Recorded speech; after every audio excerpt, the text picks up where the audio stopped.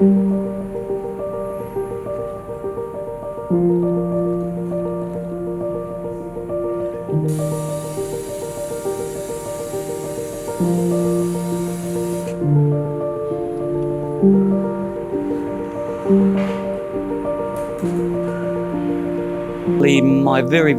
the early 60s when I started my apprenticeship, yes, I was working on all local cars. The love of my life is an E.H. Holden, which I still do have.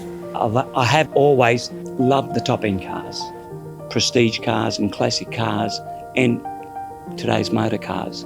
And all along it's all about the love and the passion about it. I've always been a step ahead, not even realising that the love about it just grows more and more and more, and this is why the workshop is the way it is. And more prestige and more of these top-end cars are coming in every day.